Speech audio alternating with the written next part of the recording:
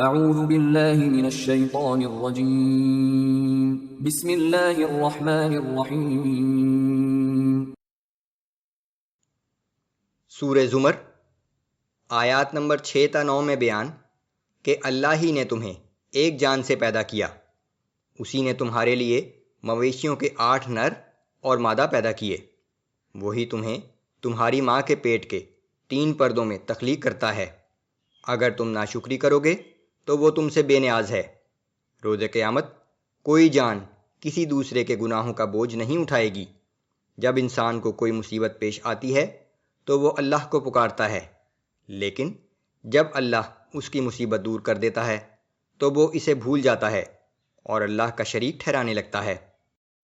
بسم اللہ الرحمن الرحیم۔ خلقکم من نفس واحدة ثم جعل منها زوجها وأنزل لكم من الأنعام 8 أزواج۔ اسی نے تمہیں ایک جان سے پیدا کیا، پھر اسی جان سے اس کا جوڑا بنایا، اور اسی نے تمہارے لیے مویشیوں کے 8 نر اور مادہ پیدا کیے۔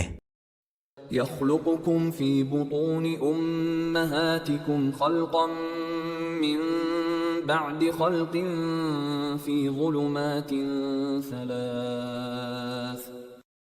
وہی تمہاری ماں کے پیٹ میں 3 پردوں کے اندر تمہیں ایک شکل سے دوسری شکل میں بدلتا چلا جاتا ہے۔ ذلكم الله ربكم له الملك۔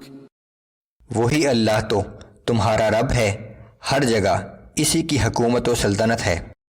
لا الہ الا ہو فأنا تصرفون۔ اس کے سوا کوئی معبود نہیں، پھر تم منہ پھیر کر کدھر جا رہے ہو؟ ان تکفروا فإن اللہ غنی عنکم ولا يرضى لعباده الكفر وَإِن تَشْكُرُوا يَرْضَهُ لَكُمْ۔ اگر تم ناشکری کرو گے تو یاد رکھو کہ اللہ تم سے بے نیاز ہے، اور وہ اپنے بندوں کی جانب سے ناشکری کو پسند نہیں کرتا، اور اگر تم شکر کرو گے تو وہ اسے تمہارے لیے پسند کرے گا۔ وَلَا تَزِرُ وَازِرَةٌ وِزْرَ أُخْرَى۔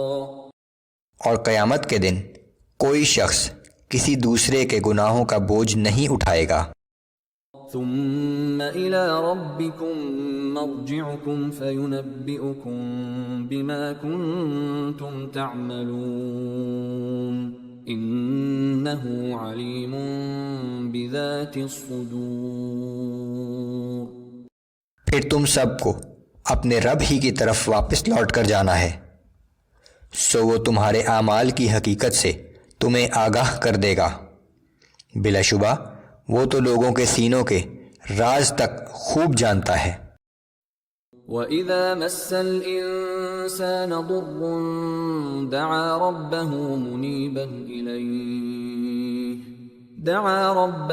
مُنِيبًا إِلَيْهِ ثُمَّ إِذَا خَوَّلَهُ نِعْمَةً مِّنْهُ نَسِيَ مَا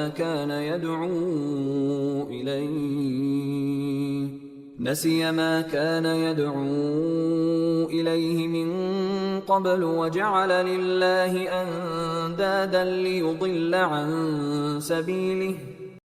اور جب انسان کو کوئی مصیبت پہنچتی ہے تو وہ پوری توجہ کے ساتھ اپنے رب کو پکارنے لگتا ہے، پھر جب اللہ اسے اپنی طرف سے کوئی نعمت عطا کر دیتا ہے تو وہ اس طرح بھول جاتا ہے جیسے اس سے پہلے اس نے اپنے رب کو پکارا ہی نہ تھا، اور فوراً اللہ کے لیے شریک ٹھہرانے لگتا ہے، جس سے وہ دوسرے لوگوں کو بھی اللہ کی راہ سے بھٹکا دیتا ہے۔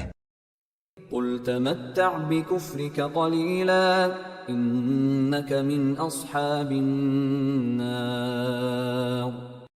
اے پیغمبر صلی اللہ علیہ وآلہ وسلم، آپ ایسے شخص سے کہہ دیجئے کہ اپنے کفر کے ساتھ تھوڑے دن تک اس دنیا میں فائدہ اٹھا لے، پھر یقیناً تو اہل جہنم میں سے ہوگا۔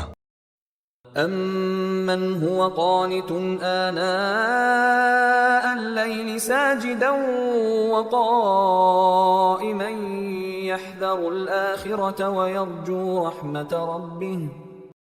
کیا ایسا انسان اس مومن کے برابر ہو سکتا ہے جو اپنی رات کا وقت سجدے اور قیام کی حالت میں گزارتا ہو، آخرت کے انجام سے ڈرتا ہو اور اپنے رب سے فضل و کرم کی امید رکھتا ہو؟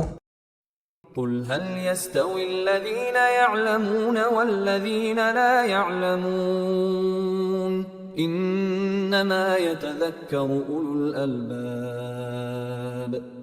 اے پیغمبر صلی اللہ علیہ وآلہ وسلم، آپ ان سے پوچھئے کہ کیا جو لوگ علم رکھتے ہیں اور جو لوگ علم نہیں رکھتے سب برابر ہو سکتے ہیں؟ بے شک ان سب باتوں سے دانشمند لوگ ہی نصیحت حاصل کرتے ہیں.